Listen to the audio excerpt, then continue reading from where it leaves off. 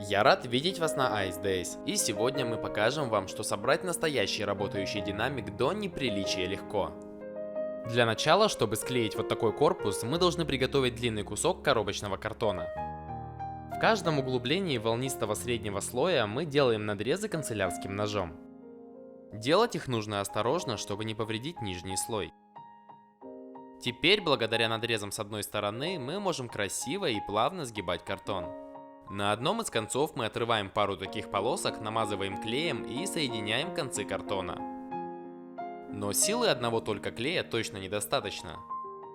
Поэтому мы взяли белую изоленту и укрепили ей шов корпуса. Он получился довольно ровным и красивым. Следующим шагом мы взяли тонкий лист красивого голубого картона, после чего начертили и вырезали из него круг примерно 15 см в диаметре. А внутри этого круга начертили еще один диаметром 4 см. Сделали разрез от края большого до центра маленького круга и вырезали последний. Потом мы укоротили его до такого состояния, чтобы в скрученном виде он входил в корпус с ощутимым запасом.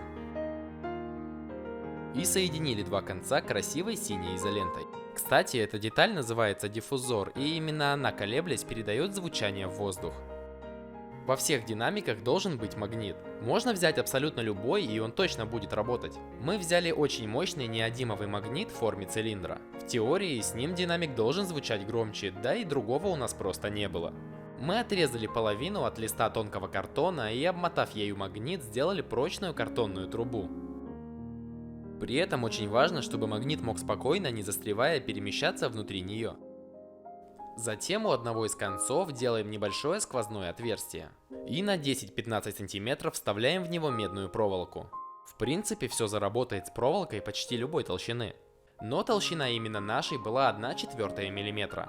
И дальше мы делаем самое важное.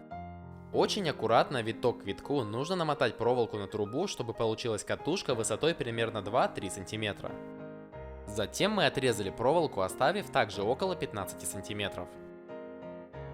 Далее нужно невероятно прочно зафиксировать катушку скотчем и убедиться в том, что она спокойно скользит по магниту. После этого мы делаем несколько надрезов до середины трубы. Теперь ее получится очень надежно приклеить к диффузору. Приклеить прочно очень важно, потому что на высокой громкости динамик может просто рассыпаться. У корпуса динамика должно было быть дно, и мы вырезали круг из картона, а на кусочек двухстороннего скотча приклеили к нему магнит. Все вместе поставили на корпус и закрепили белой изолентой. В случае чего это будет единственный путь внутрь динамика, поэтому сильно заклеивать мы его не стали. Когда корпус был полностью готов, мы надели катушку на магнит и через два отверстия сбоку вывели концы проволоки. А диффузор мы по кругу приклеили к корпусу на изоленту, ведь он вместе с катушкой может просто взять и вылететь наружу от любого трека из чарта ВКонтакте. Этот процесс приклеивания кусочка за кусочком занял у нас весьма много времени, ведь мы хотели, чтобы все выглядело красиво. По окончании работы мы оставили два вот таких отверстия, смысл которых вы поймете позднее. Динамик был почти готов и выглядел совсем неплохо. Но мы все-таки решили добавить пару декоративных элементов.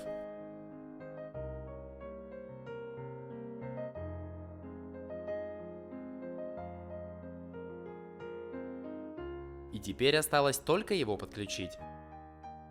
На медную проволоку нанесен специальный лак, который не пропускает электричество. И, конечно, его нужно отскрести ножом. Затем находим аудиопровод от какой-нибудь ненужной колонки. И вне зависимости от полярности прикручиваем его концы к концам проволоки.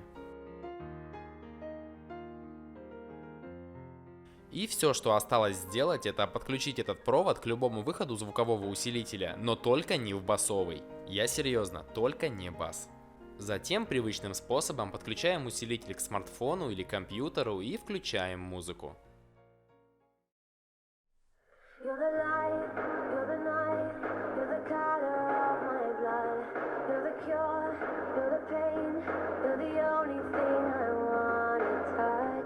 Медная катушка, которую мы сделали, работает как электромагнит. Через аудиопровод на нее подается ток с различной частотой. И она начинает много раз в секунду притягиваться или отталкиваться от постоянного магнита. Именно эти быстрые колебания создают звук. Стоит сказать, что микрофон, которым мы это записывали, даже близко не передает того звука, который реально слышно из этого динамика.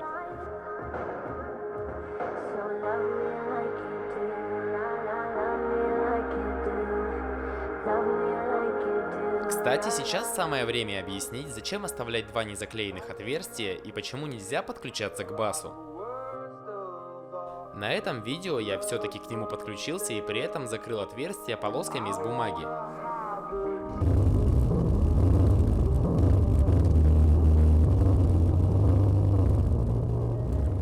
При работе динамика через незаклеенные щели активно выходит воздух, и если бы мы их заклеили, то звук был бы гораздо хуже. Ну а про басовый разъем, я думаю, всем понятно. Секунд 30 и динамик просто развалится. Сейчас мы включим вам еще одну песню через этот динамик, а пока мы хотим сказать огромное спасибо всем, кто досмотрел до этого момента, и тем, кто делится этими роликами с друзьями. Это самая лучшая поддержка, которую вы только можете нам оказать. Ставьте пальцы вверх и убедитесь, что подписаны на канал, и тогда таких видео станет еще больше.